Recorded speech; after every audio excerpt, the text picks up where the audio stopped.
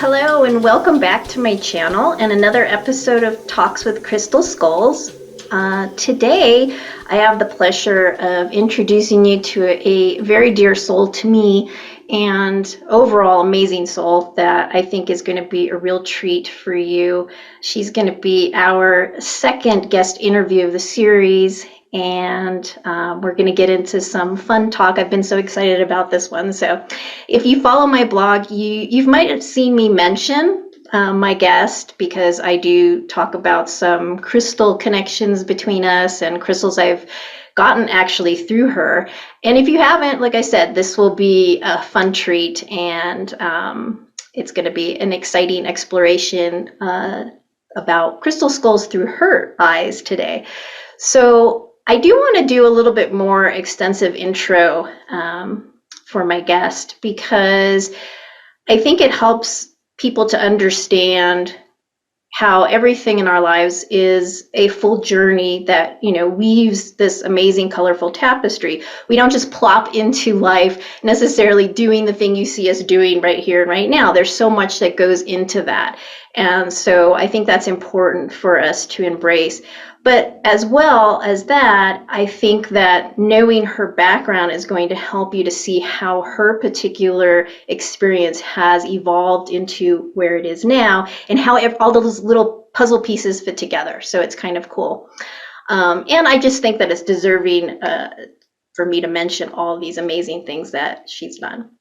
So today's guest is Lisa Davis, and she is the creator of the Lemurian Rose Crystal Shop, crystals and minerals she sells, and it didn't start there. So that's where she is now, wholeheartedly. But she started out as a potter, a basket maker, working in mixed media arts, doing art shows. So that's something she and I have in common, as well as that artsy creative background.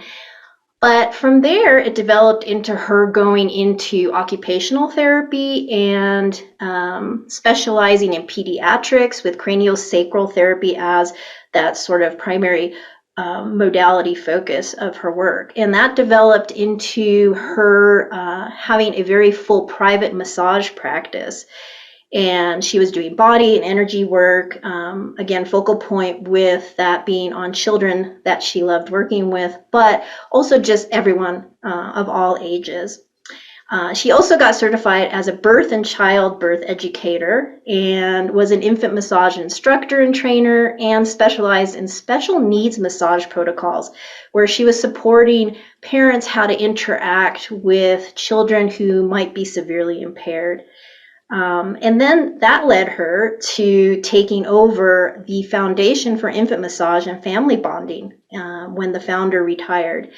And this also got her to be active with the subfacet of that organization called BART, which was the branch for the special needs population, and brought her into a time period of her life of traveling very extensively while also maintaining a very full massage practice.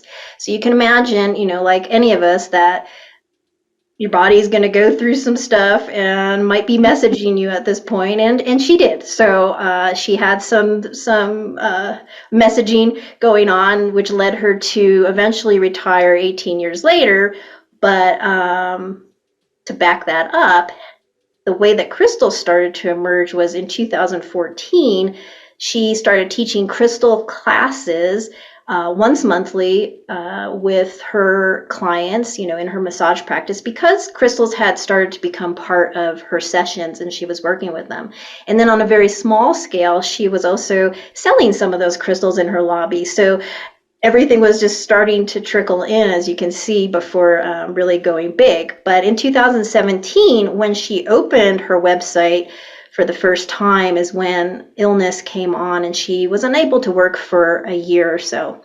And that, again, called her to make the adjustments, cut back on clients and so forth, and led her into retiring fully and completely reinventing herself. But she had to also go through some years of healing during that time period. And in 2019, some incredible crystal beings known as Alta surfaced and came into her life, taking that reinvention that Lisa was doing to a whole new level. And maybe she'll tell us a little bit about that. But that leads us to where she is today. As I said, the creator of the Lemurian Rose Crystal and Mineral Shop.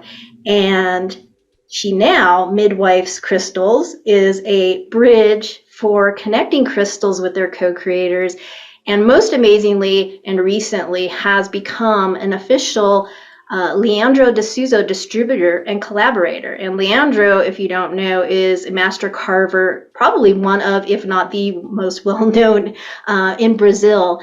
And she is in fact now an exclusive fascia jasper distributor in the US for Leandro as well. And fascia jasper is an amazing new material that Lisa has brought to us. I mentioned that material in some of the crystal skulls from the speakers in the first episode, if you might recall. And they have an amazing connection with her work previously because they very much are connected with the body and the fashion and all that. So there's so many different tie-ins, to where she is. And in fact, crystals are what connected Lisa and I.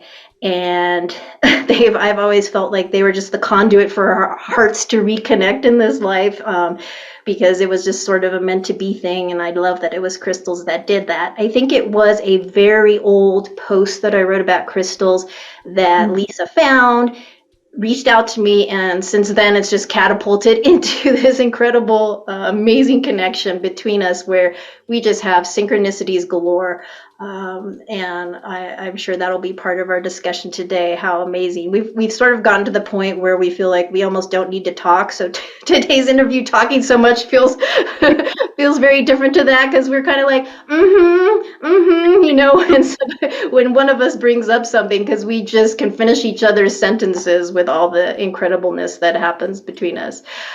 But anyways, all that said, long intro, well-deserved intro for Lisa. She's just, to me, it's rare to find someone you resonate with so much on so many levels in so many ways, but Lisa is one of those people to me. And so without further ado, I would love to give a warm welcome to Lisa Davis. Thank you for being here, Lisa. It's such an honor.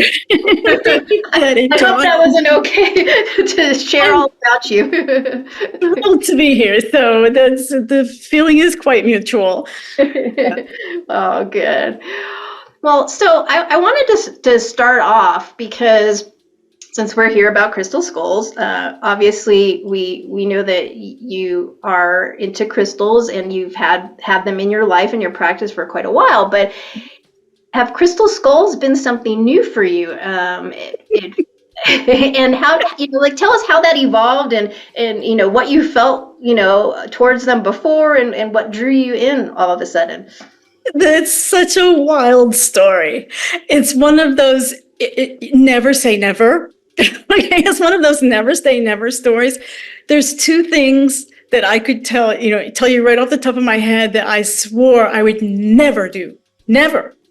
One was drive a bright, screaming red car that's in the garage right now. Okay. And the other was sell crystal skulls in my shop. I had a couple of skulls. I bought a really cool skull years ago that called me, and it called me. So I bought it and I liked it, and it communicated a bit. I mean, we had a bit of a relationship, but not, but he was mine, and I didn't have any urge to sell him or for him to move on, but he also was not like my buddy either. But he stayed in the bedroom. I mean, he was there. But I swore crystal skulls came to me in the most interesting way, and I was, as a whole, not attracted to them. And it was just, like I say, the one I had two. I had another one that was maxified, and I needed him. But it was fascia jasper that flipped the switch. I was working with fascia jasper, and that it was early on when I was beginning to work with it in the first few blogs that I wrote, and it downloaded a body layout, and it called for a skull and a heart and a triangle over the sacral chakra. And so I got in touch with my supplier and I'm like, okay, I need some shapes. And he says, how many, what size? And I drew everything that I had seen in my vision and gave really precise measurements, and which of course didn't get followed, but that's okay. It's a more organic process, carving, than you're not just stamping them out. And I get that. But and I'm like, wow, for somebody who said they never was going to carry skulls, and I'm asking for, X number of scullies, but that's what Fascia Jasper asked for. So that's what I did. And when they arrived, and that was a long, drawn out process too, from that whole carving thing. But when they arrived, the consciousness was just off the chain. I mean, Fascia Jasper is already a very highly conscious, interactive material. And the Scullies were really reaching out and touching people and touching me. And it was just exponentially, it was a whole other dimension of consciousness that was coming forward. And one day, and I know now, that Fascia Jasper was orchestrating this all along. But one day I got this wild idea they gave me, but I thought I had this wild idea that wouldn't it be great if I had just one Fascia Jasper skull carved by Leandro De Souza? Wouldn't that just be it, So I set about getting some connections and making that contact, and we asked if he would do that, and the answer was no. He didn't. That's not the way he worked, and he worked for himself, and he didn't take outside, commissions and whatnot from people, and so I was disappointed, and okay, move on. Drop back and punt, and just move on, forget about it. It isn't going to happen, Couple days later, message comes through that, yeah, he'd be willing to do that. So send him X number of kilos. I forget how many kilos he asked. He asked for 2 pieces, and he was going to carve one for himself and one for me. One for himself as a sample and one for me. Uh-huh. And I was over the moon. And I'm thinking to myself, boy, I'm going to want to share this. This is really special, and I'm going to want to share this. I kind of can't, because if I share this, then everybody's going to want one, and it's like the only one I got. And then Tucson happened. This was December, November before, last year. Yeah. And it just sat on the shelf for a few months. And in truth, it came out later that Leandro got the material and he really wasn't that interested in it. And he's, he wasn't interested in skulls in the beginning either. Ah. He would tell you, no, I don't want to carve skulls. I'm not, So when he first started carving. But anyway, in March or so, everything kind of got picked up again, and because he started working with the material. Once he started working with it, it started doing what it does, and also its beauty came out, because it's just when it's rough, and that's a story with Fascia Jasper. Everybody, when it first surfaced, nobody wanted it, nobody was interested in it. It was. And everything about it is that way. When it has a new thing, like here you go, Leandro. No, I'm not interested in it. Oh my gosh. So when he did start carving, we sent him bigger pieces than he asked for, because it's big nodules. Yeah. And he ended up making me a warrior instead of the little small skull he had planned on, and took it from there. He got in touch with me, and we started talking, and he offered me sole distributorship of Fascia Jasper, in the States, and, a certain quantity that we talked about and all of that. And when I first spoke with him, I was super excited, but I also was like, "Ooh, this is a big commitment. Uh-huh. Not in this lifetime. I don't know. I don't know if I'm." So I did the same thing he did, but I took that leap of faith, and I'm really glad I did. Yeah. That's how Scullies became. There's skulls everywhere in my house now. Uh-huh. Yeah, you probably have more than most people, I think. Well, I kind of do, but they're not all skulls. Well, so it's interesting because the same thing. I didn't know that about Leandro as well. Because remember Modi, who I interviewed, same thing with him. He Really? had no connection to skulls. It was a woman from Germany, who handed him a skull and said, basically, here, feel it. You're going to be, carving these things. He's like, no, no, no. And then he did too. So yeah, it just seems like that's like the thing now, that everyone's just never had this resonance, and boom, it's like something's just lit up and it's just going wild. Yeah. But I love it. So Yeah, I do too. It's just you something you have to experience really to understand. yeah, I think Um, until somebody just actually sits with a skull, they're just gonna continue having certain ideas or judgments around it. But it changes when you actually hold it in your hands and you see and feel, right? yes. Energy that's coming through. I remember handing a skull to my dad. Oh, I think it was one of the skulls from you, a fascia, Jasper. Remember? And my dad held it and he said, "His name is Skippy." Oh, I It love was so cute, and he's never had a skull before, so, and probably is not his thing either, but it was just the cutest thing right away. It was like, "Hey, Skippy." I was like, okay. So it's almost like it also even opens a little doorway to our inner child in a way, with the skulls. It's a playful kind of experience. I mean, they're all different. They're not all, some are serious and stuff, but it. Mhm. there is kind of that little connection that taps into a playfulness within us. I think so. I think that's one of the reasons too. I'm really attracted to the magical child style Mm-hmm. of skull. I think probably more than any, they're my favorites.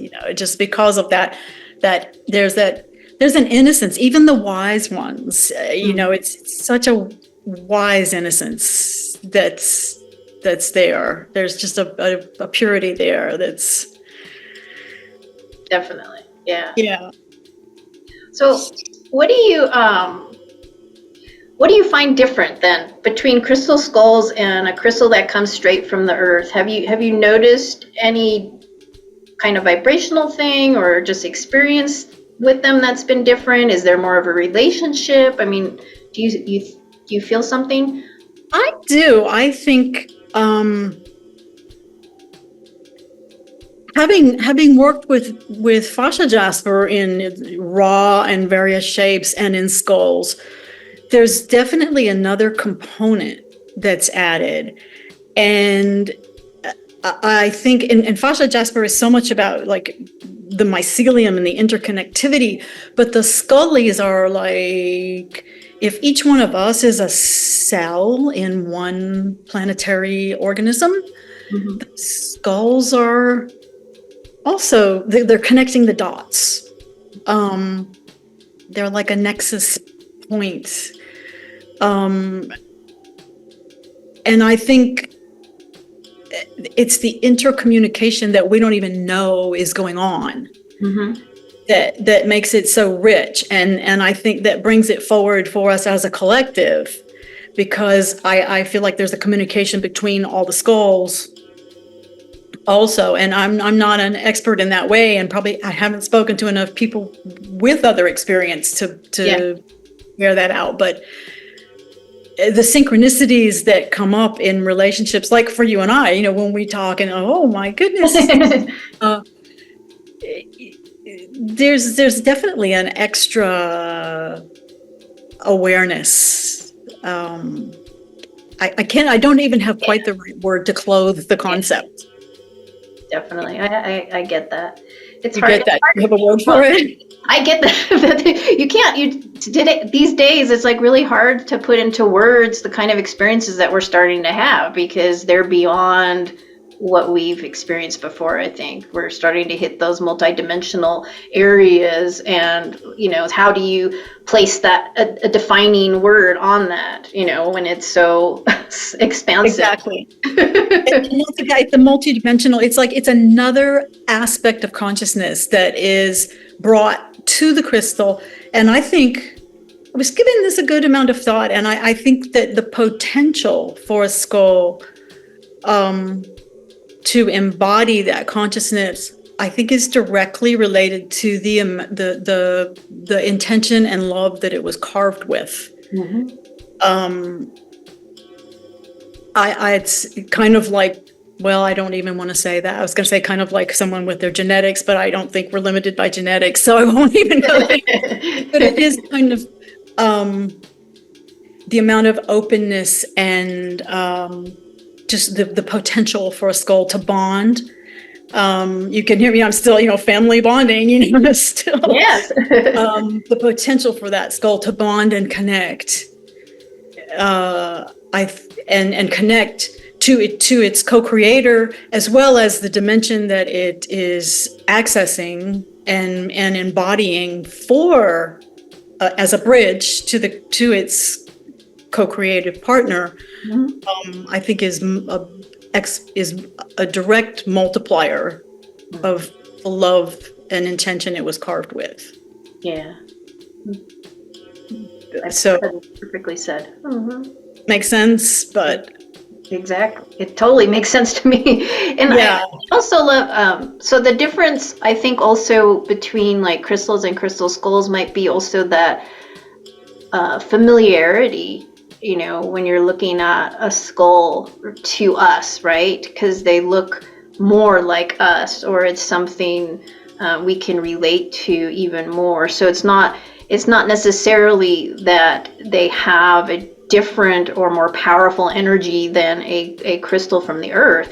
That's equal, but it's enhanced because we can connect more easily with that reflection of ourselves, perhaps through them. I think so. I think that's a component of it. And I really pondered that because you had brought that point up in your first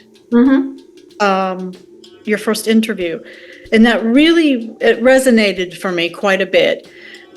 To the point that I chewed on that as far as, well, but for some people that's really off-putting, the skull. And if we connected with that because it was more like us, then we would connect with Barbie dolls, and we do. But it's definitely not the same consciousness. But it did resonate what you said, and it really made me think.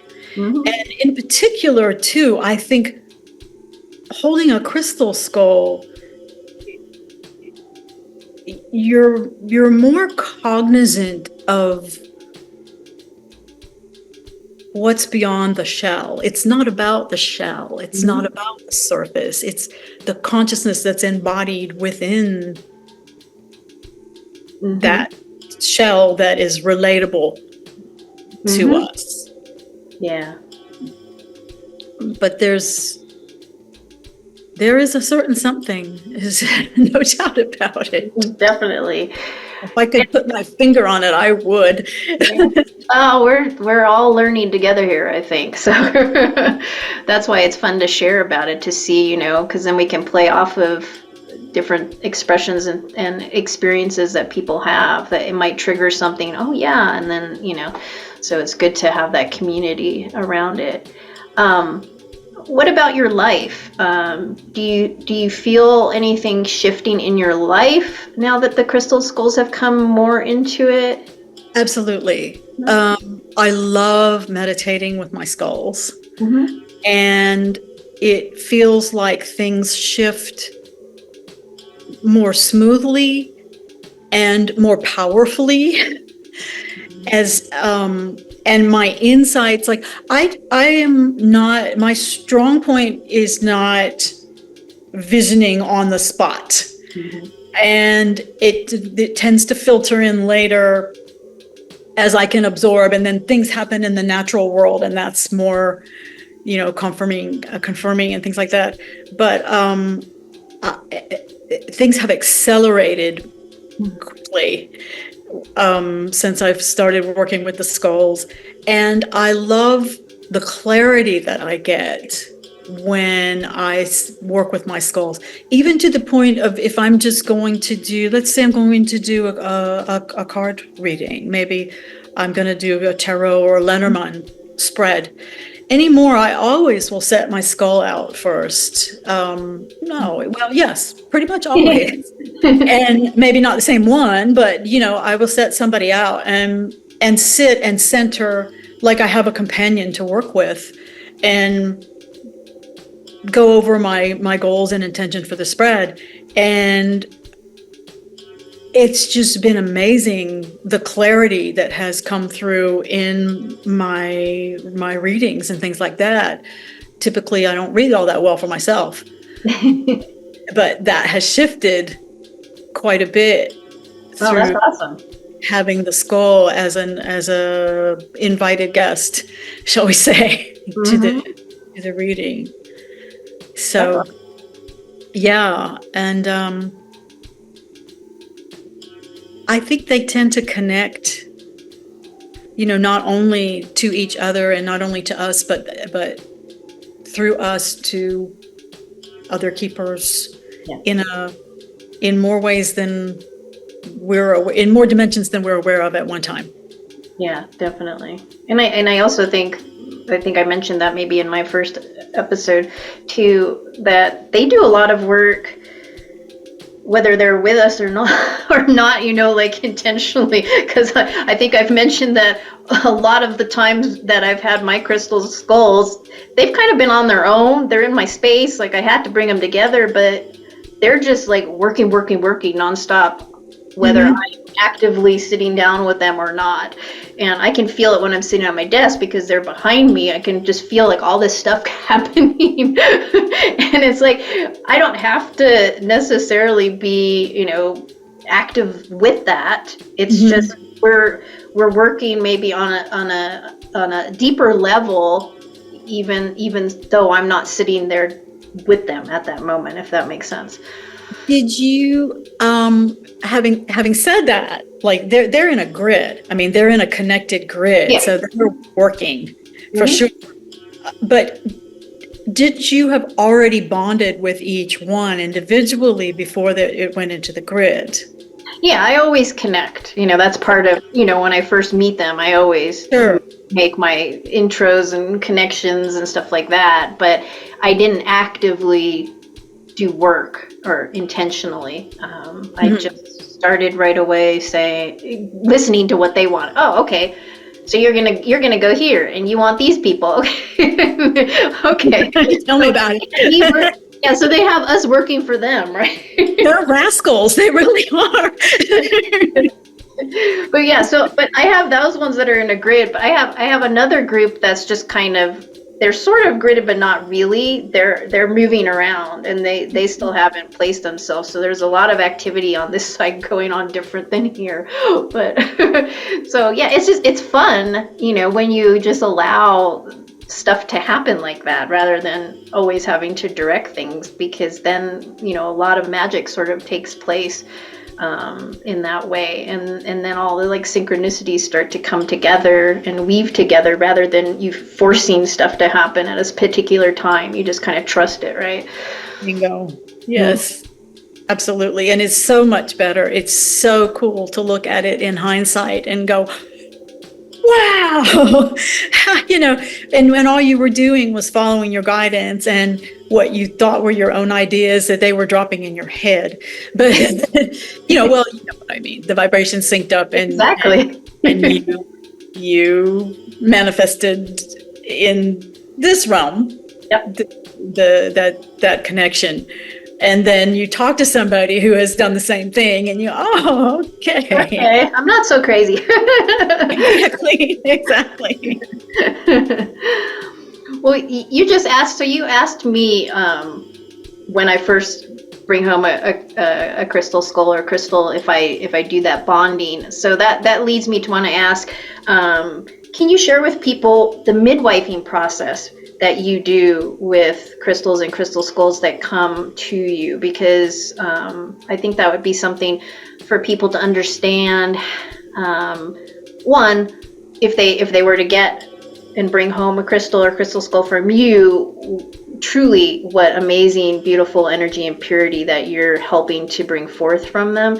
And secondly, it can help them, if they don't know how or what to do, they're new to this, kind of stuff they could do themselves.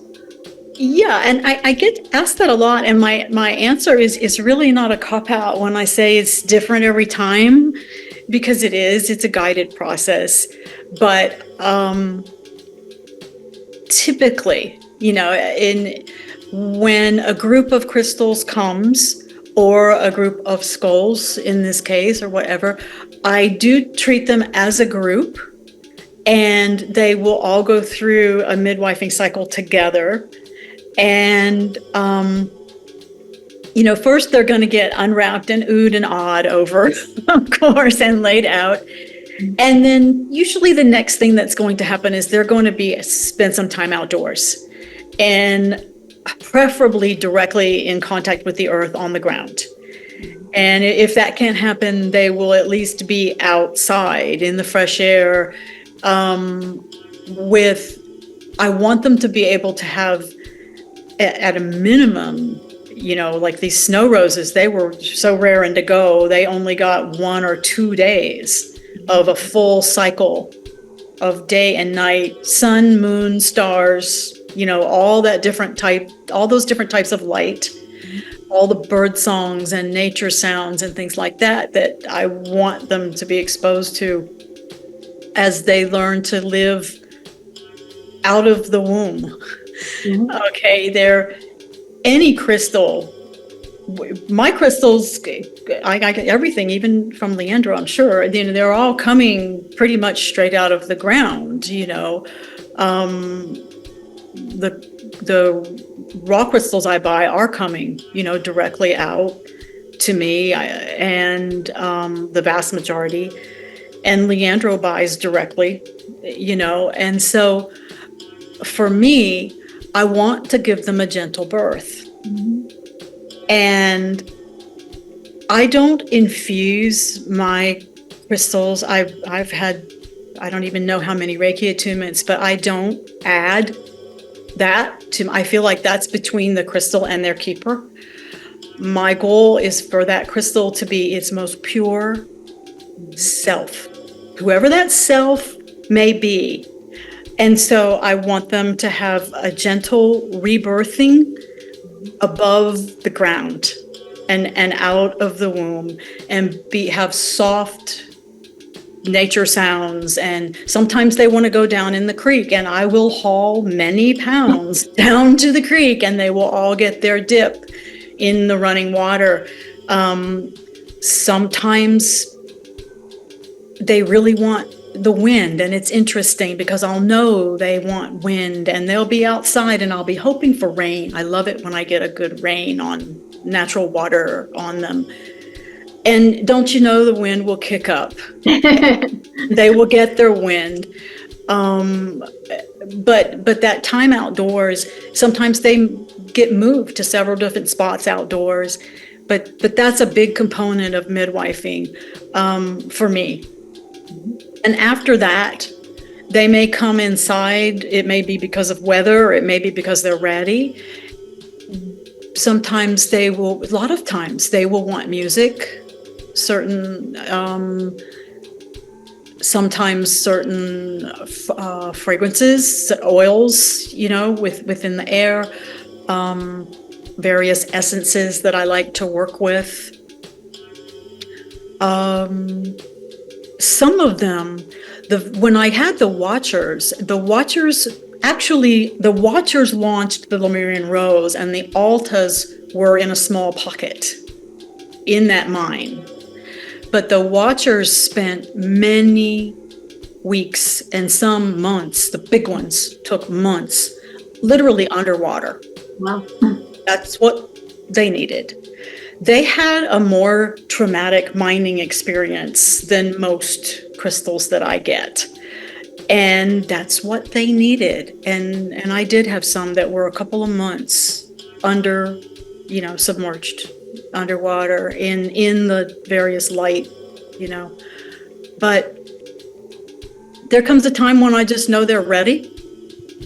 And at that point, I dedicate them. I don't, like I say, I don't add Reiki, I don't add anything to them, but when they are ready, when they feel awake and aware, and I'm feeling the stirrings, of they're ready to meet their people, I connect to the entire group, and I can literally feel a strand of light between each crystal and my hands, and I'll go over the whole group until everyone connects, like kindergarten, and now they're graduating. Done this all together.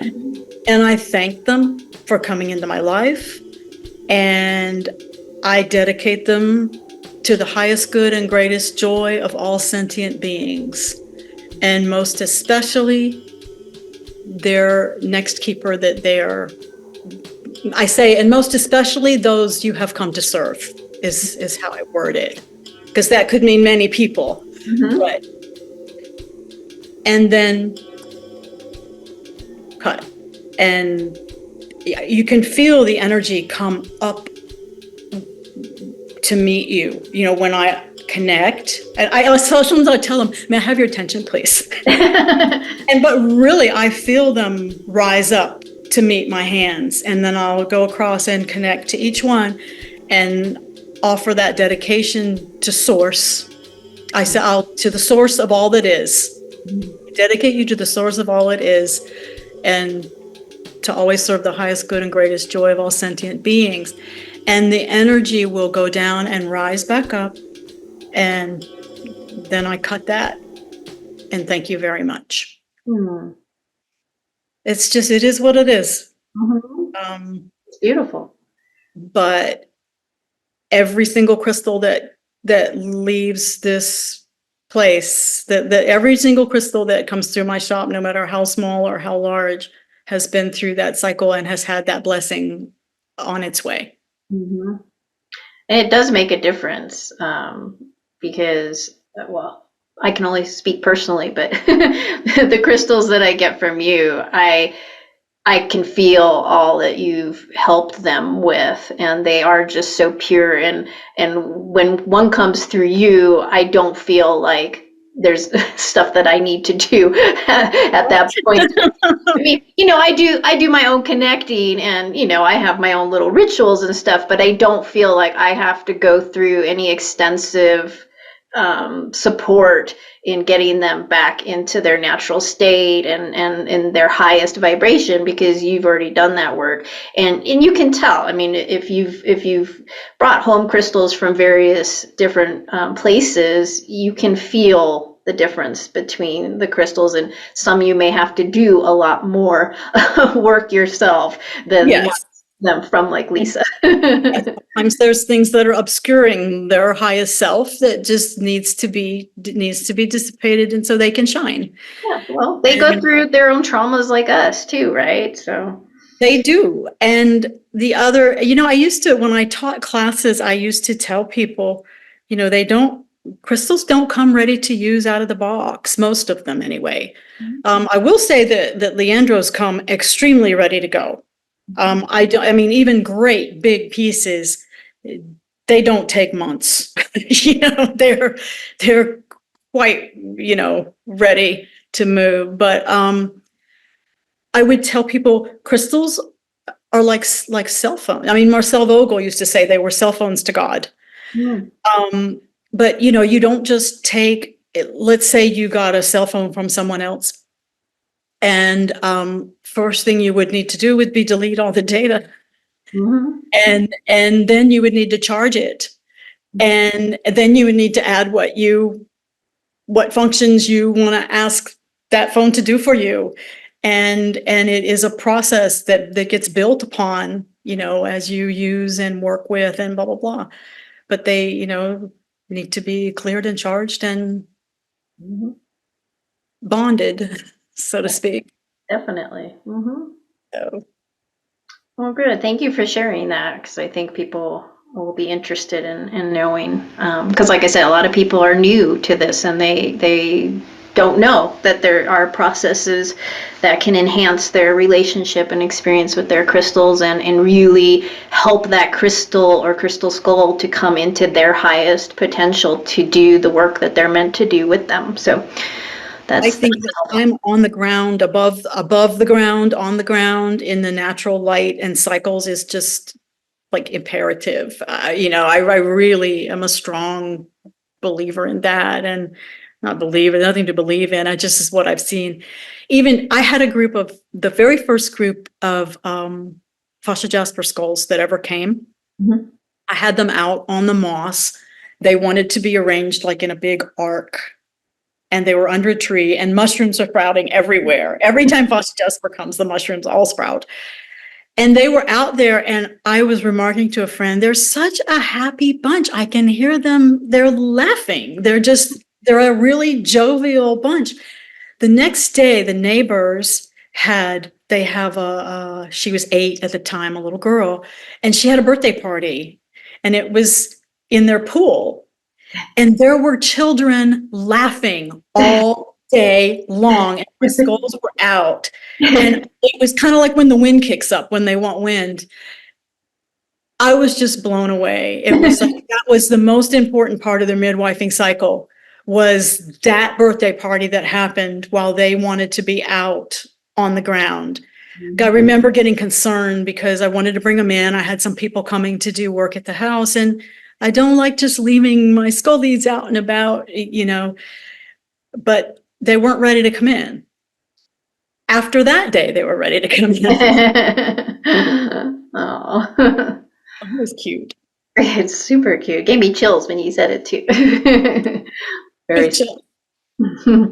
well, you and I get a lot of chills between us, and I know I'm not the only one, because when you're working with these crystals and we've created communities through all of us, there's so many amazing synchronicities happening between everybody in that collective. But specifically, since you and I are here, we can have some fun. But Lisa and I just have so many things come up between us. We won't get into all of them, but some people, if you follow my blog, have seen me written about golden bears and whales, and I mean, there's just so many. I can't even list them right now. But Lisa is like my co-partner in all of this, because we just constantly are wowed by the stuff that happens. I mean, literally, both she and I had a bear come to our door, in real time, not in dream time, and that just doesn't happen. Oh, So lots of fun stuff. And one of the things that I learned that was going on behind the scenes too was, you said that when you watched the first episode and I introduced the speakers, there were all these synchronicities you found with the major arcana cards that they were connected to, but specifically the grid too, because you're like, oh, I have that grid in my house, and you didn't know it. I didn't even at the time. I was watching your video and looking at the grid and appreciating the grid, and it didn't dawn on me at that time until I went back into that's literally on my bathroom vanity. Okay, and I looked at this assemblage that had been assembling itself over quite some time. Just a little intuitive little group that just started coming together, and I just about fell out because it was an absolute replica in miniature of your massive grid with the speakers. There is an inner circle of Fascia Jasper scullies. There is a traveler, there is a dragon, there is a star being. It's just, and in the middle, there's a little bowl, and in that bowl is a little robin's egg. And there used to be, that I found, and there used to be a little teeny tiny Leandro dragon, because I thought, oh, how cool that he would like come out of that egg. I used to have him in there with the bull. He's since moved. He's keeping my other dragon company, but still, I think that was the tip off, because your cosmic egg was really impressive, and it really resonated, the truth of that energy, for that grid. And I looked at it and I'm like, there's my own little cosmic egg in the middle. And even, my little egg was broken, and your egg is septarian, and so it's like, and it's open. you can't make this stuff up. You just can't make this stuff up. So yeah, and it was over quite a while that little thing just kept coming together, and I'm like, I really ought to clear that off. I could use the space. It's right in the middle of my two sinks, right in the middle of my bathroom vanity. And it was just a bunch of pieces that I had gotten that I didn't want to store, and I didn't want to just put on a shelf, because I was connecting with that. I was shuffling them around, and that's what they shuffled themselves into a mini replica of your grid. It's amazing. I know.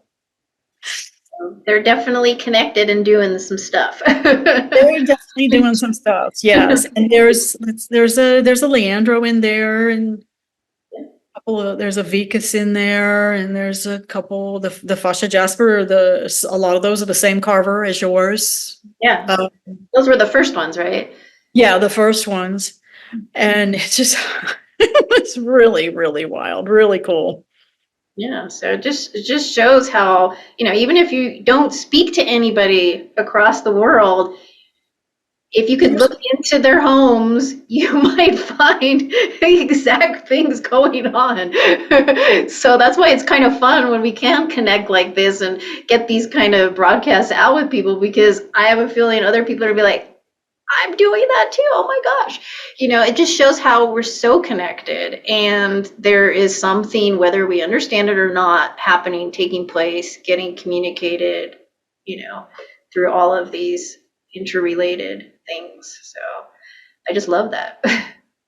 It's fun. It's just fun. It really is. And it's that hindsight, of you just do what you do. And you think it's all your own idea. and you don't know, why I can't put that crystal away, or why that crystal just really wants to be right there, and then talk to somebody like you, and no, guess what? There was a bear at my door too. It's just wild. And it goes to speaking to, because that's one of the main things that I always try to help support people with, is to trust yourself.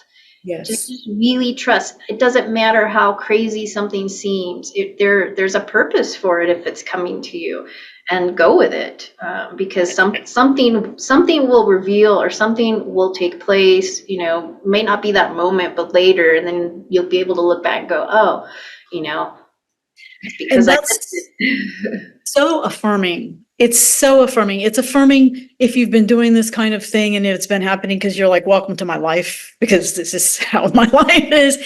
And it's affirming for people who think that they don't know, or they don't see, or they don't connect.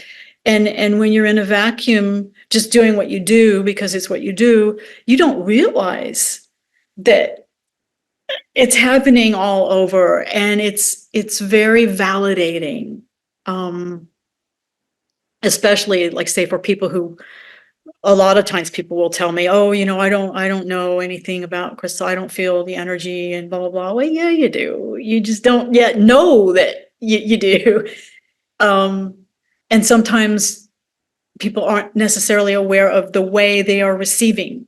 They're receiving, but they're not aware that that is information they're receiving, until it gets validated in a way like confirmation like that.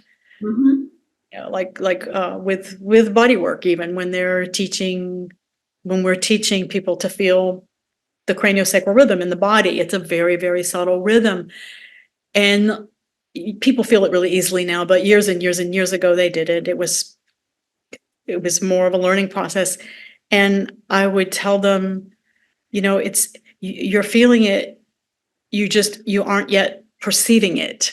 You know, you are feeling it, you are getting it. You just don't yet know, you don't have a framework for it because it's something you've never felt before. And if you were listening to a symphony and you had never heard a flute before, and the flute's playing, but you've never heard a flute before, you don't know you're hearing a flute. You know, you're hearing it, but you don't know it. Exactly. And so Good point. that's the upside of social media and this kind of connectivity is really bringing people forward and letting people know how forward they really are. You know, so That's true. Yeah, thank you for sharing that. It's all very important. Everybody experiences things in different ways too. So that's why it's really good to be able to see all the variations of ways that people have these kinds of experiences and connections. Because like you said, people will downplay themselves or think, oh, I don't have intuitive gifts. Oh, I don't have that. But they are. It's just that they've learned to associate it with it looking like this, you know, instead of all these 20 other ways it could look like. So getting that validation, like you said, helps them to recognize and feel empowered in their unique gift, the way it comes through. So I love that. Exactly. That's a big one. That's a big one for me. You know, I don't mind tuning in if someone asks me to, but typically I will volley that back, you know, and because they're getting it, they're already getting it. And it mainly just needs to be brought to the surface and then validated and seen. But yeah, empowerment is so important. And the crystals are wonderful teachers in that way. And especially the skulls. Especially the skulls. I think people sometimes expect the skull to like just talk. You know, just, you know, and yet, you know, the communication is happening like crazy, but not in the way, like you said, in the way that they are programmed to think that they're going to receive it, you know, and not with all the bells and whistles, maybe. Yep, exactly. So if I can switch gears a little, I wanted to go back to your connection with Leandro because it's special. You already did tell us how that came to be, so we don't have to go back to that story. But I have been seeing things have really grown and expanded with the work and collaboration between the two of you, from fascia jasper and skulls to some pretty incredible things. So where's this inspiration coming from? Is it from you? Are you getting guidance? Is it between the two of you? And might we see some cool things upcoming, or is that a surprise? Well, he surprises me. When he offered to carve the 100 number ones, and I asked for a few. I asked for 3. And I thought I would have one for myself, maybe 2, and then I would have one to offer. Well, that's kind of not how that worked. The first 100 number one that came from me was the whales. He asked me, let me backtrack. He asked me, he says, okay, I'm going to, I will start on your 101 number ones. Tell me what you like. And I was like, well, I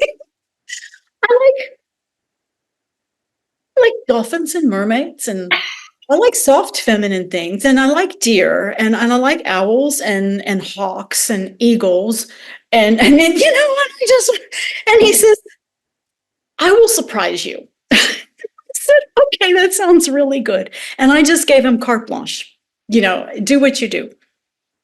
And the first thing that came up was the whales, and he did know I was interested in the whales. So I saw another seller had some, and I had asked if he would make me some, and he took that further, and he made the whales first as the pair, as my 100 number one, and it was so beautiful because he sent me some video as he was carving, and he could hear it he was hearing the whale song, and he was singing back. Oh. He carved, he was, woo, and singing back. And he would tell me they're singing, and he would sing it back. So that was the first. And then, of course, I'm seeing whales everywhere then. But the owls, I haven't shown my owl family. And that was his idea. What's interesting about that is that my warrior, that very first skull that he carved, has at least 5 owls in his third eye. One of them is in full flight, and the rest are faces, and they're very clear.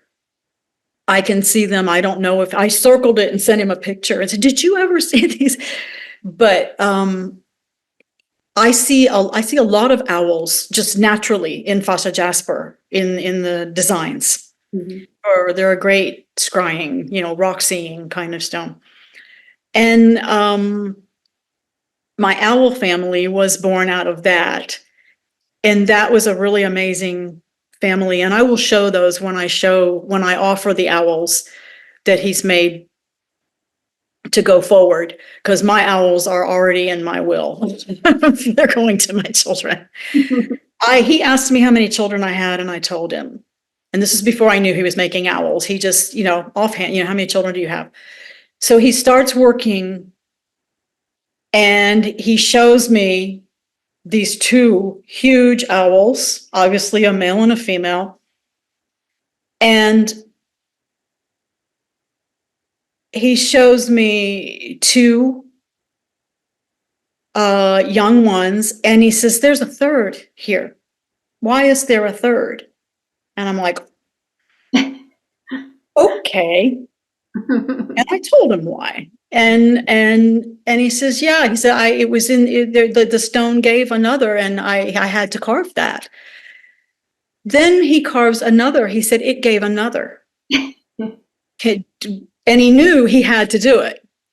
And sure enough, I know what that one was too. And it addressed, my children embodied, my children disembodied. All of my children are in this owl family that he made for me, and was really powerful. The communication and the connection that came when he had no guidance, but what do you like and how many kids do you have? But they all came from the same stone. And then let me think, what is my other? It was the whales and the owl. Oh, and my lady. I haven't shown my lady yet, but he carved her publicly. But the bears, those were a complete surprise as well. And I believe he's made another set. They're coming as another 100 number 1 for me. So I have one set coming that's not going to be for sale, I can guarantee. But I did see another set, so I think there will be one to offer. But I didn't know those were coming at all. And I did ask him, I said, "Did you see the bear?" It was like way back on my feed. And he said, yes, that was the inspiration. So that's where that started. But he didn't know everything. Mm-hmm. Everything. Yeah. That. And that's going to be a lot of fun. And all of the owl families, I think he's made 20 owl families. Oh. And they all come from one stone. So they all have varying amounts of owlets with them. But, he's very connected. He listens to the material, and he connects to it. And it's been amazing. Can you explain to people what the 100 number 1s is? Yeah, I can. I'm sorry, I get that question a lot. The last circle of limited edition that Leandro did was the Warriors. And that was a circle of 300, and he's down to the last 11 or so now, and that circle will be closed. And they have their own purpose, each warrior, to go out as a point all over the world to connect. And then the next like limited edition circle that he introduced was what he calls 100 number one. And his thinking and his concept with that is that every single one is number one. Everyone is unique. Each one is an original. Each one is number one. So it's not number 42 of 100, it's number one of 100. And every one of those 100 pieces is number one. Mm-hmm. And it's a testament to the uniqueness of the unique signature of each particular work. Mm-hmm. And that is the 100, that's the circle, and there will be 100 of those. Okay. There are certain guidelines with those as far as like price range and things like that. They're a little more of an upper end limited kind of project. But they're usually large pieces and they're infused with an intention. Mm-hmm. You know, I haven't grilled him about that, but but it's like the warrior circle, you know, there is an intention that sets them apart as a circle, you know, as a closed group. So he's creating some specific for you, but then through that he's then creating some that you can also offer to other people. So on a larger scale as well, right? Yes. I have actually, there's 2 angels that are offered right now, and those are both 100 number ones. Okay.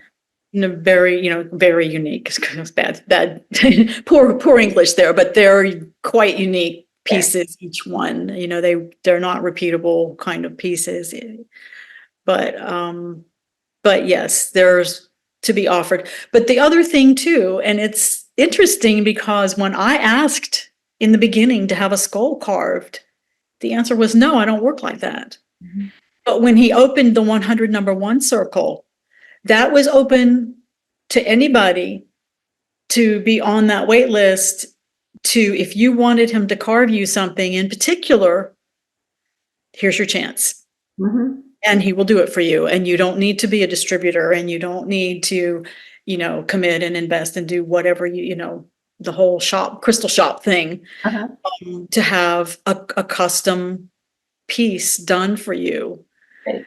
And that was unique. As far as I know, I don't think he's ever done anything like that before. That's great. Mm-hmm. Oh yeah. And he makes tons of pieces in general though too, that he puts out. Is that right? Or are they going through other distributors as well? Say again? I said I've seen, because his workshop is huge and he has tons of work. So he's making a lot of other pieces, small to large. Those are also going out and being offered to shops. And shops. Okay. Yeah. He has like in the UK, I believe he has one partner. I think in Canada he has one partner, and one in Asia, and you know, I believe there's more than one of us in the United States. But matter of fact, I know there's one of us in the United States. Sure, definitely, people were here well before me. But that's, you know, he will have a relationship with a person in a region, and I think it's an attunement to that person and that region too, what he makes and what he's drawn to carve for that relationship, for that partnership. Okay.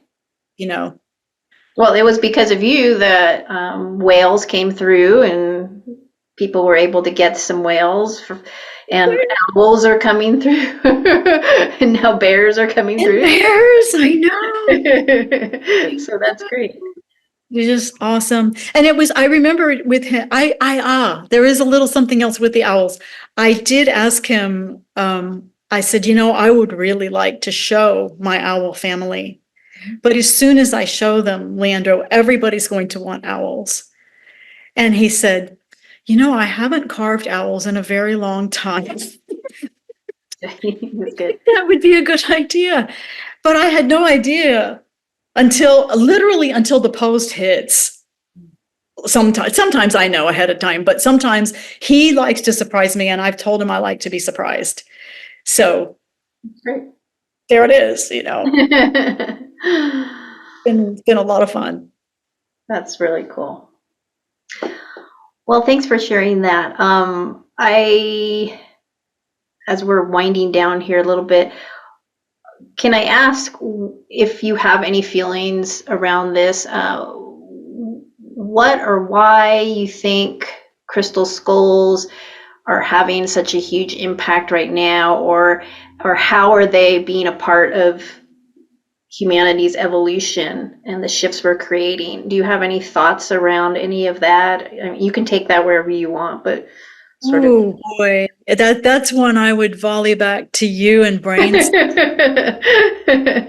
Something You might have already, said a little bit of that in the beginning, but well, and it's like I said, I don't want my answer to sound like a cop out, but it feels so nebulous is not the word. It's so big. It's just so big. There is a wave building. I don't know if this came through in recent light codes or what, I do feel like a lot of the new materials that are surfacing are, programming that's been activated that now it's time to come up. I do feel that. With the skulls in particular, I just had a thought. Oh, I wonder, and tell me what you think. I wonder if the original 13 there's an activation happening and it's kind of calling them all up like flowers blooming from the earth. I wonder if there was an activation in those that has clicked in this time with certain light codes, or what do you think? Well, I was getting an aha as you got your aha. Who are you? Let me hear it. And it's because I didn't have an answer for it either, but before, and at the same time, I thought like, I'll let Lisa go see what she. But it was connected to you because I wasn't specifically going to say the 13 crystal skulls, but what I was going to say is connected to that. I was going to say that something I think has been activated within us that is ready to receive those codings from beings from the other galaxies, planets, universes that would have been coming through those 13 skulls, because again they represent 13 different planets or different extraterrestrial groups or families, if you want to call them cosmic groups. So I feel like the skulls may be channeling that information much more directly now, and not just having to be with the 13 skulls, but in each of these individual skulls for each individual, because we are ready to hear that. Yes, and you know what else? This is good. This is the momentum building. It's this whole mycelium thing with the fascia jasper and Alta is like, it's like they're going out like this. Things that used to be this find was here and this find was here. And like I had said before about connecting the dots, and it's the space in between the dots is where, where the life is. And yes, there's the wave is rolling out, and it's like with fascia jasper we saw like the eyes and then the triangles, and then it was eyes and triangles, and then it was mushrooms showing us, and all of a sudden mushrooms became enormously popular. Like, it was crazy. We started seeing mushrooms, and all of a sudden art, everything, it's like mushrooms. But the whole mycelium and the interconnectedness and the synapses of the neurons, it's the same between the tree roots and the mycelium and the stars and the space between. I'm talking with my hands. Yeah. And yes, I think that that's been activated and it is going whoosh, just a wave over the whole planet of that interconnectivity, and the collective is picking up on it. Mm-hmm. It's almost like, well, it's almost like the collective opened up. It's almost like a portal, and that whoosh you just did, it was like, then it just came through and beamed out and just scattered Yes. across and went into, all of these. And isn't it fascinating that you and I both have the fascia jasper in our grids because of that connective.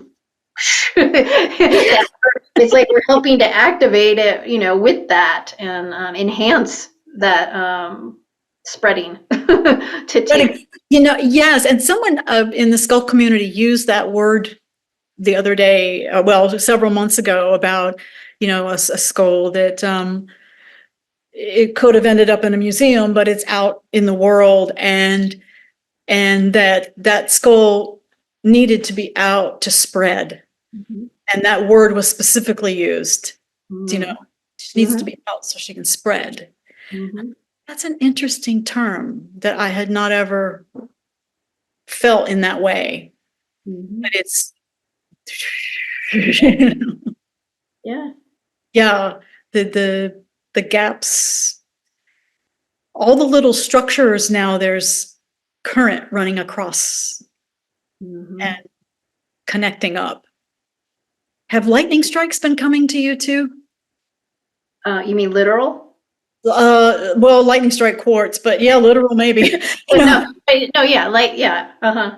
And yeah, there's a thing going on with that Yeah, too. lightning strikes, remember, and then the fascia magic child that I got from you has a lightning bolt on it as well. That's right. That's right. Yeah. I remember that was part of my messaging. I'll only get one if a lightning hit strikes me, I said, and then there was. And there it was. I didn't do it. Well, you didn't know. I didn't tell you that one until after. No, I know. The magic is real.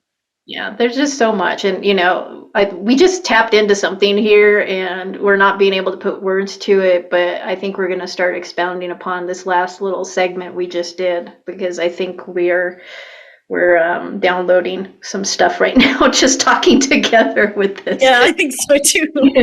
Together, it's starting to gel and it's starting those little ahas. But by the time it percolates into an aha and comes out of the mouth, it's losing a little bit there. And that's okay, because we're transmitting it just by the vibration here between us. So yes. Yes. It'll be a springboard. It'll be a springboard for someone too. Yeah, I hope that people will comment under this video to see what other people are going to get from it. So it'll be fun. Yes. To see. Yes. And to summarize, the initial question was, what was I just said something like, what do we feel that the crystals, or how do we feel, or why, or what do we feel the crystal skulls are being part of in terms of humanity's shift and evolution right now? So there, yes, something like that. Yes. So viewers, chime in. So as we're finishing up here, anything new that's coming up for you on the horizon that you want to share, or not? Because I know that it's sort of organically happens and it surprises. At the moment, the really big thing knocking on the door is not directly skull related. It may be at one point they may want to be gridded or something, but it's the like we were talking about the mycelium and fascia jasper and the skulls and everybody spreading and connecting, and Alta has done the same in ways that I could have never ever imagined. And it's an energy, and it's popping up, and it has directly to do with your last question. It's an energy and it's popping up everywhere now. I have crystals from the same location. The new Altara is originally it was Altara, two different crystals. I don't want to turn this into an Alta session, but they have now put all of their pairings that they've had over the years and combined their name into one word, only it's the same spelling, only it's Altara, and they're combining themselves with Blue Tara. And Raw paired with Blue Tara. But the cool thing is this next group that's coming is full of like almost all lightning strikes. Wow. So it's just really wild, but it's the interconnectivity again, you know, of that. And I'm really wondering if there's going to be something in Alta always likes companions, and I'm wondering if they're going to pair up with skulls in particular and grids. And I'm getting a lot of grid inclinations with my skulls. I'm sure everybody does, but there's something afoot. That was a sense I was getting as you were talking, so that there's going to be some connection that they're going to help with the skulls. So there's something, but as far as new on the horizon, they're screaming at me. So that's kind of my new. I don't. I'm waiting for a shipment from Leandro. I don't even know what all I'm going to get. Lots of dragons. That's great. You know, and there's something about blue too. I still, blue. Yeah, that's just it just constantly comes through. So we'll see. Because you just said, aren't the blue taras part of them too? Yep. I actually asked him if he would carve blue tara.